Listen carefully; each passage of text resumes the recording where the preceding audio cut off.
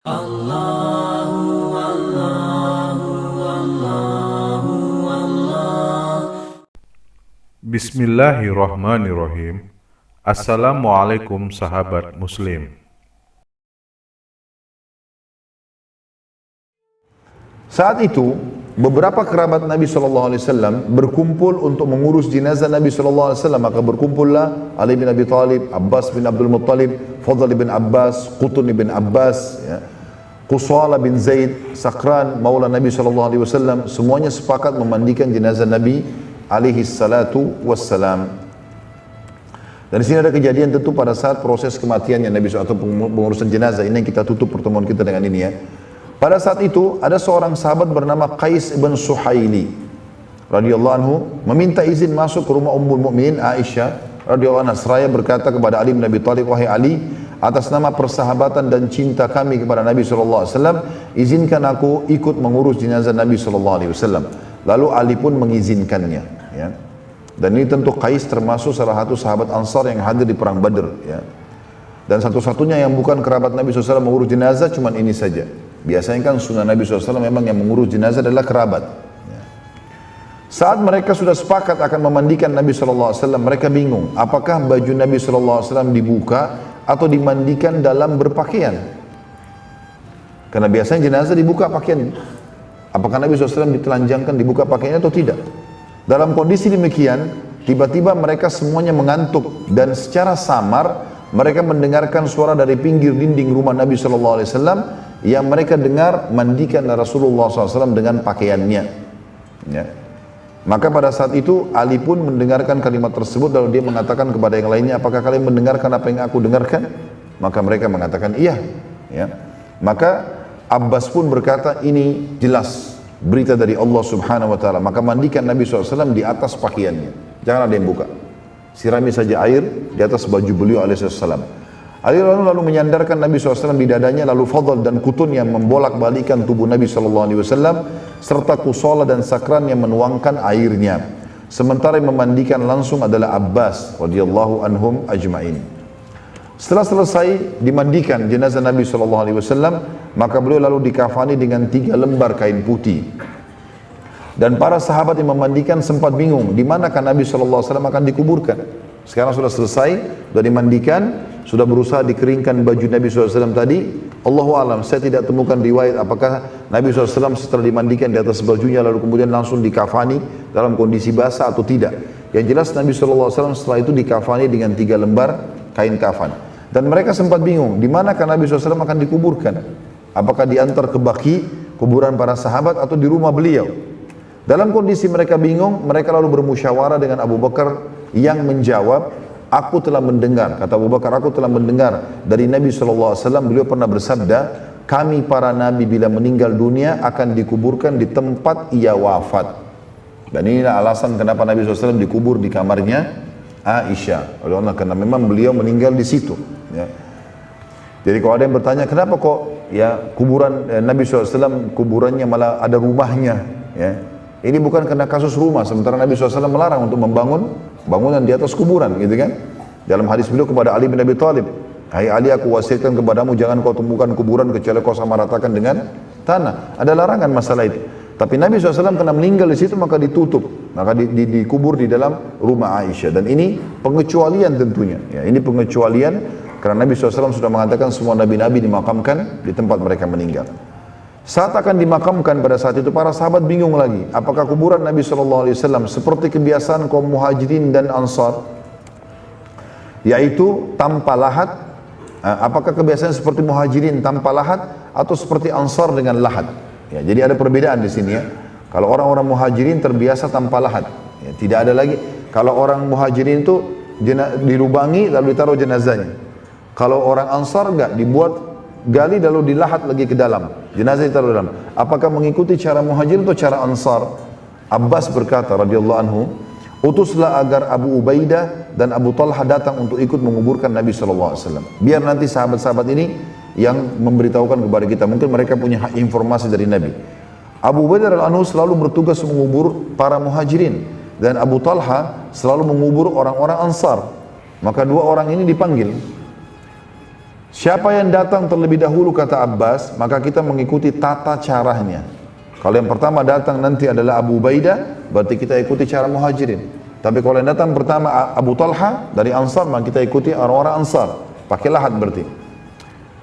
Ternyata yang datang terlebih dahulu adalah Abu Talha dari orang Ansar. Maka dikuburlah Nabi SAW sesuai dengan cara Ansar atau menggunakan lahat. Sebelum dimasukkan ke dalam liang lahat, diiklankanlah siapa yang mau mensolati Nabi SAW, ya, silakan datang. Maka berbondong-bondonglah muslimin mensolati Nabi SAW di dalam rumah Aisyah radhiyallahu anha, dan saking banyaknya yang mensolati sampai Aisyah sendiri berkata, kami tidak mendengar suara diturunkannya jenazah Nabi SAW ke liang lahat kecuali tengah malam, dan itu terjadi di malam Rabu atau Selasa malam, hari Selasa tanggal 13 Rabiul di tahun 11 Hijriyah. Ya. Jadi saking banyaknya orang sholat, karena rumah Nabi SAW Aisyah kecil, maka setiap masuk sekian orang, keluar lagi, disolati lagi. Dari sampai habis duhur itu, ya, sampai menjelang tengah malam, baru dikubur Nabi alaihissalatu wassalam. Ya. Tentu ada kejadian juga di sini, beberapa kejadian yang sempat terjadi pada saat itu. Di antaranya salah satu, ini sudah saya jelaskan juga dalam kisah Muawiyah radhiyallahu anhu. Pada saat beliau melihat jenazah Nabi SAW, ya, akan diturunkan, maka beliau sempat, ya, menjatuhkan sesuatu, entah saya lupa dalam riwayat itu dijelaskan apa, ya. Lalu kemudian dia pun mengatakan, sebentar hai Ali, jangan diturunkan, jangan ditutup kuburan Nabi SAW karena aku jatuh sesuatu, lalu aku mau mengambilnya. Lalu dia pun turun lalu mencium Nabi alaihissalam. Ali, Fadl, Qutun dan Sakran radhiyallahu anhu berempat turun ke liang lahat. Termasuk yang menghadiri pemakaman Nabi SAW adalah Al-Mughirah bin Syu'bah radhiyallahu anhu, yang sengaja melepaskan cincinnya dan melemparkan masuk ke liang lahat Nabi SAW. Lalu ia berkata, cincinku terjatuh dan aku akan mengambilnya. Maka Ali pun mengizinkan. Saat turun dan mengambil cincinnya, maka Mughirah pun menyentuh tubuh Nabi SAW dan berkata, aku ingin menjadi manusia terakhir yang menyentuh Nabi SAW. Dalam riwayat lain dikatakan ini adalah kejadian pada Muawiyah bin Abi Sufyan. Semuanya dari riwayat-riwayat sahih. Dan ini menandakan teman-teman sekalian bagaimana cintanya para sahabat kepada baginda Nabi SAW. Karena sampai meninggal pun mereka, ya, tidak mau, ya, kehilangan Nabi SAW. Juga ada riwayat lain, ya, tapi saya belum menyusuri tentang kesahihan ini.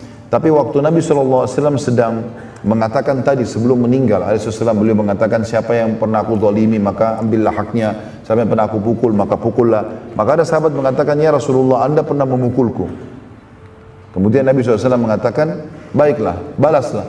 Dia mengatakan, tapi ya Rasulullah, waktu anda memukulku, menyentuh dengan tongkat anda, walaupun itu tidak disengaja gitu kan, anda waktu itu bagian badanku terbuka, tersingkap, maka kena kulitku langsung, aku pun minta itu. Maka para sahabat menghardik orang ini. Kemudian pada saat pun Nabi SAW mengatakan, biarkan dia, tidak boleh ada yang menolong, biarkan dia mengambil haknya. Waktu Nabi SAW singkapkan bajunya, maka dia pun memeluk dan mencium badan Nabi SAW. Maka Nabi SAW mengatakan, kenapa? Dia mengatakan, aku sudah mengetahui ya Rasulullah, anda akan meninggal dunia. Maka aku ingin aku menyentuh tubuh anda, ya, sebelum anda meninggal dunia. Ini perilaku para sahabat tentunya yang terjadi pada baginda Nabi SAW. Tapi ini ulama umumnya sepakat mengatakan ini adalah khususiyatun Nabi SAW. Ini khusus buat Nabi SAW, bukan semua orang. Setelah selesai pemakaman, Ali bin Abi Thalib radhiyallahu anhu balik ke rumahnya dan ia menemukan Fatimah sedang menangis dengan keras. Seraya berkata kepada Ali, apakah jiwa kalian mampu menuangkan tanah ke tubuh Nabi SAW? Semua perasaan para sahabat waktu itu muncul, ya, karena cinta dan fahamnya mereka bahwa musibah yang paling besar adalah dengan terputusnya wahyu dari langit.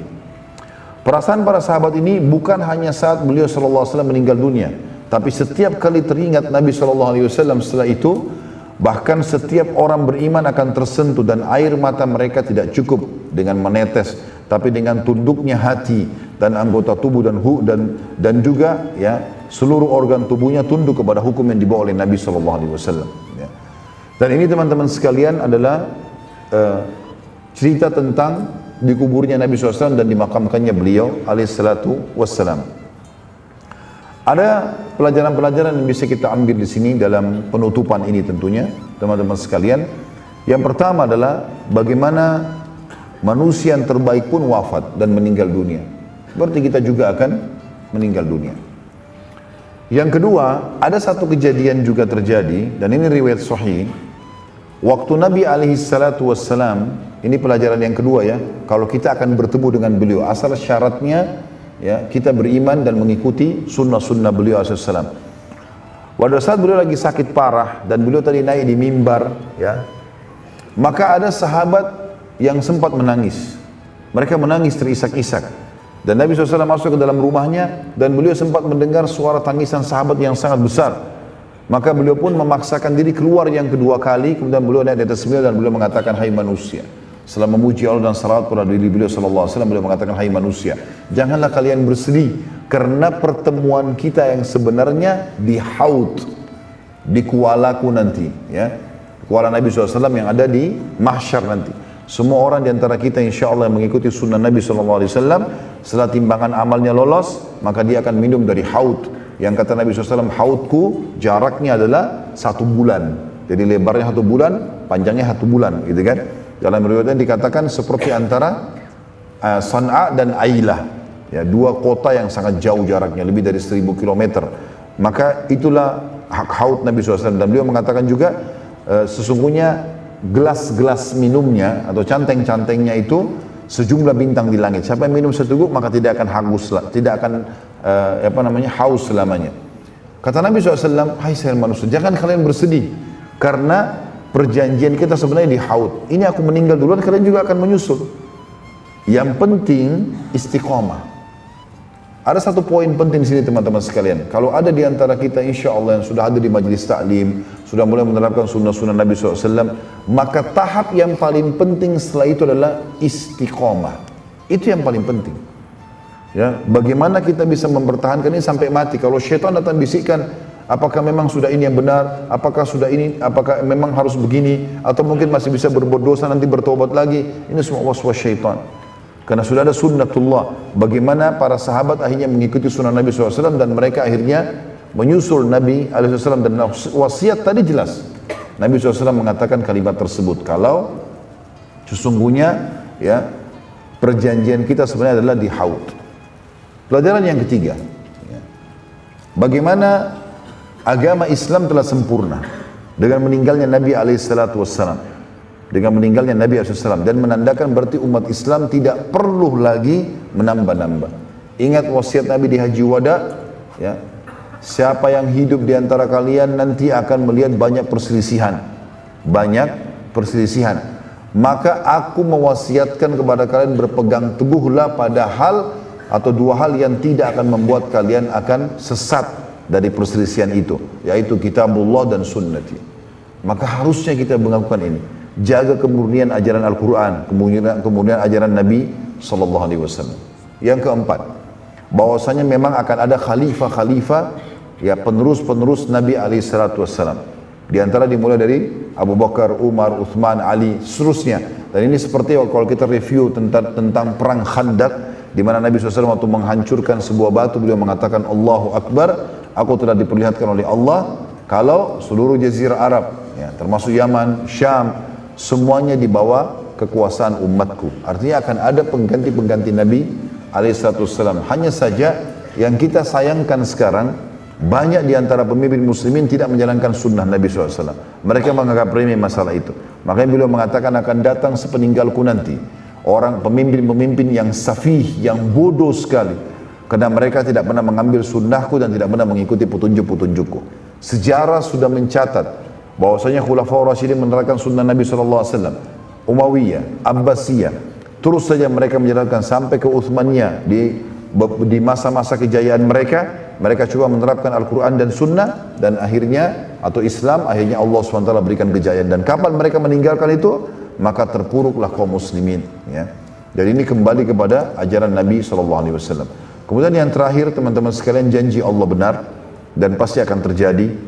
Termasuk masalah lahirnya kita, meninggalnya kita, semua takdir Allah SWT harus diyakini tentang kebenarannya. Termasuk dengan adanya kehidupan di muka bumi ini, kita bisa melihat satu sama yang lain, kita bisa menghirup udara, kita bisa merasakan makanan dan minuman, dan di satu sisi kita juga bisa merasakan kesusahan dari sakit, dari gangguan orang dan seterusnya.